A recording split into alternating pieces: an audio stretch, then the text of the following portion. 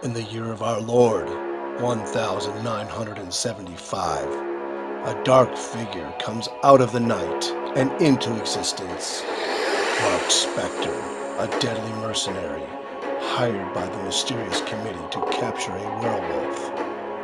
He is the Moon Knight.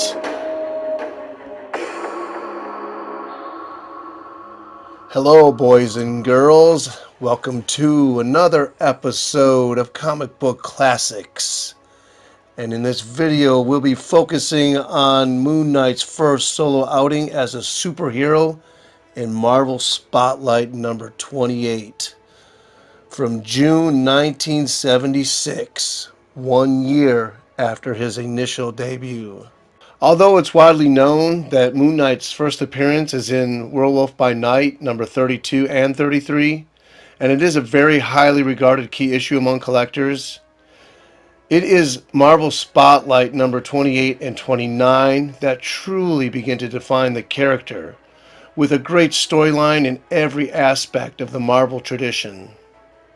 Now, before we begin to dig in and dissect this masterpiece, let's take a minute and ask ourselves, where did the idea for such an original character come from? And please don't tell me you just said to yourself, he's a copy of Batman. Well, that statement may have more validity within the context of his next ongoing series, as his arsenal of gadgets grew along with the length of his cape. But that is a future video. So where did the concept for Moon Knight come from? Doug Moench, one half of the Moon Knight creative team, along with Don Perlin. Doug began his work at Marvel in 1973 and was most notable for creating Moon Knight, Deathlock, and Black Mask. And he was also known for his critically acclaimed run on both Batman and Master of Kung Fu.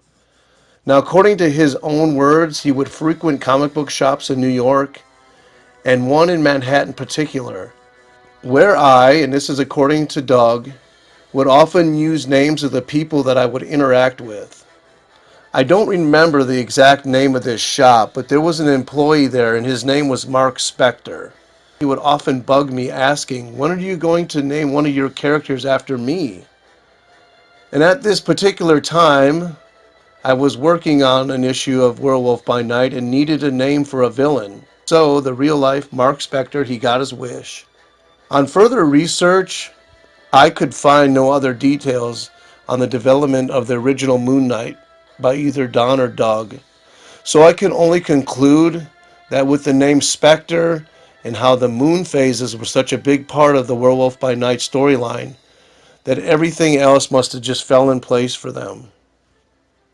Alright, now it's the time we've all been waiting for. Let's get in and explore the genius of Doug and Don's masterpiece, Moon Knight, and his first outing as a bona fide Marvel superhero.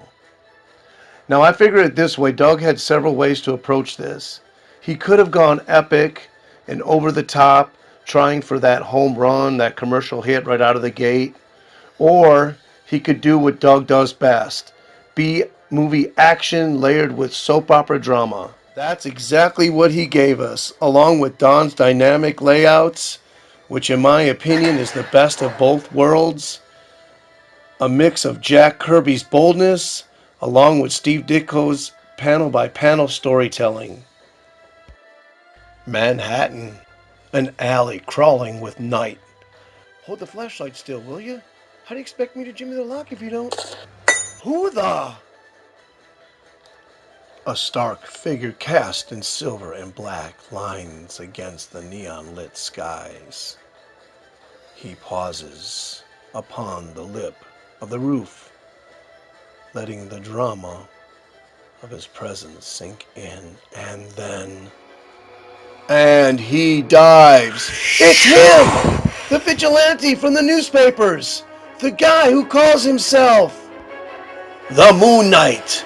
And he strikes like quicksilver lightning, slamming into... And they waste no time as they open up with in-your-face action that not only introduces our hero, but gives us the splash page that us Marvelites expect in our classic Marvel comics. The Crushing Conquer Lord! Doug Munch begins spinning the merry Marvel merry-go-round as he weaves us in and out of the action. Every other panel introducing the bit players one at a time. I wonder what could be detaining him. Such as the valet Merkins, the unassuming spy, working for the villain, of course, and Mr. Grant's longtime butler, Samuel. Merkins has every right to be concerned. In fact... And as Moon Knight continues the fight, Doug Munch treats us to some testosterone-filled one-liners such as these.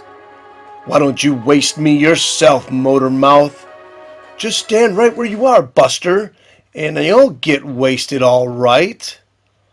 And what kind of Marvel comic would this be if there wasn't a beautiful woman to turn heads, such as the gorgeous and intelligent Miss Fontaine, or rather Marlene, Stephen Grant's fiancée? I was just wondering where Mr. Grant is myself. Oh, Miss Fontaine, didn't realize you were still here.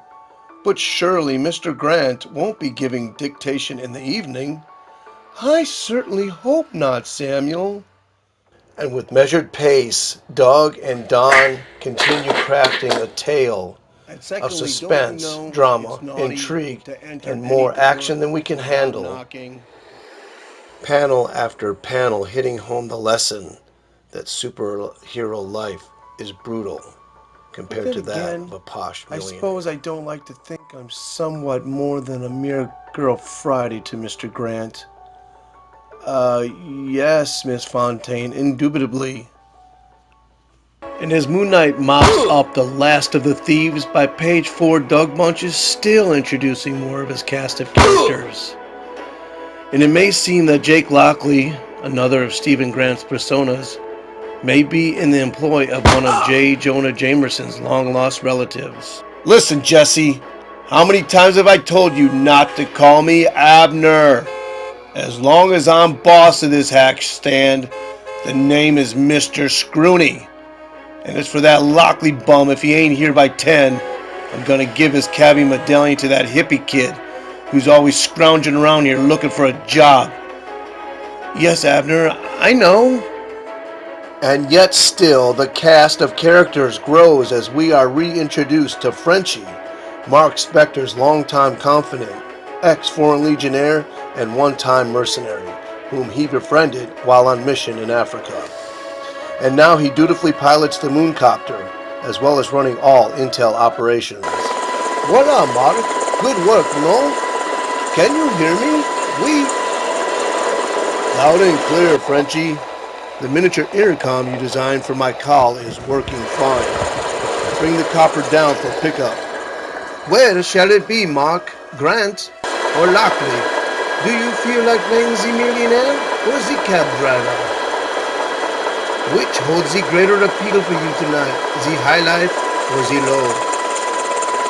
Better head for the mansion, Frenchie, and look for a cop on the way.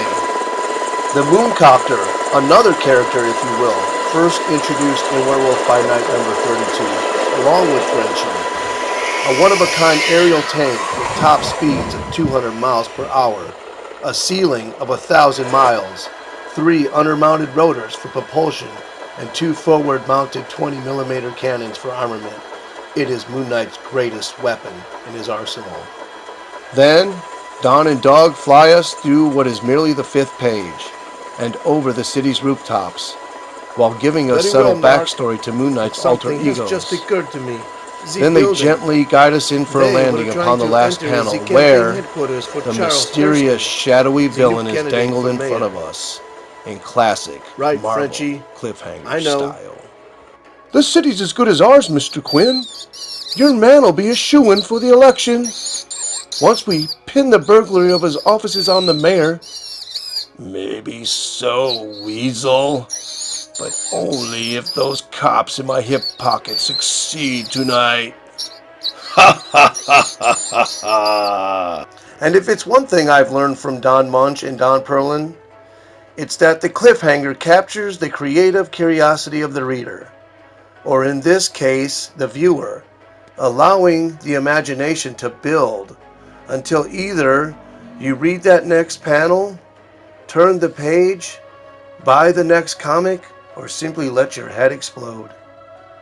Moon Knight, bitten by a werewolf who gave him strange powers under the moonlight. U.S. Marine, boxer, mercenary, CIA operative, expert in hand-to-hand combat and various martial arts, Olympic-level athlete, skilled acrobat and gymnast, marksman in an array of weapons, and ace driver and pilot. Can he survive? Will he survive his maiden battle as superhero? Will he defeat the mysterious Conquer Lord? In the crushing hands of Conquer Lord!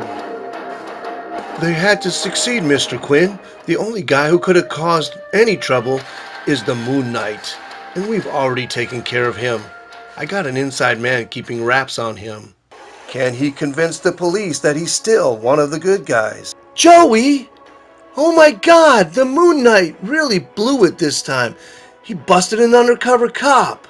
So I can tell them we're here to pick up those blackbirds in the... Look! It's him!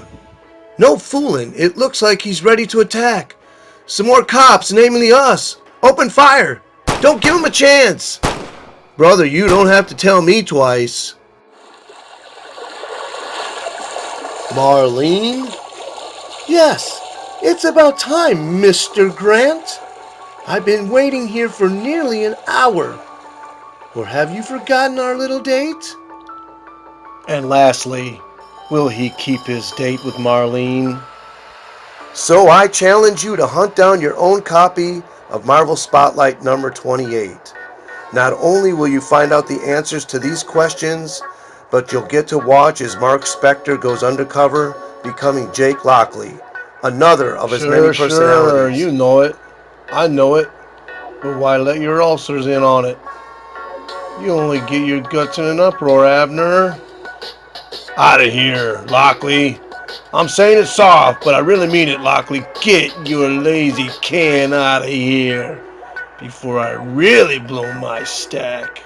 To roam the city looking for answers, where you'll get to meet the last two remaining characters in this Moon Knight saga. Gina Landers, Brooklyn diner entrepreneur and Moon Knight informant. Ain't the way I heard it. Frankie was just here a few minutes ago. He says pounding the beat makes his feet thirsty. And he claims Moon Knight attacked the cops just tonight. 7 of them, no less. Along with the eccentric Mr. Crowley, another informant with the flair for dramatics. Indeed, I can help. However, before I proceed as a gentleman of wealth and taste, I should like to bid good evening to both of you. Now then, Mr. Lockley, the answer you seek is someone who wanted to pin the burglary on our current mayor. Make the mayor look like Nixon, and he's sure to lose. I want to thank Don Munch again, and Don Perlin again, as well as I Want Anabe, letterer, and I Vertinoff, colorist, as well as Marv Wolfman, editor, for bringing Moon Knight to life for us comic book fans.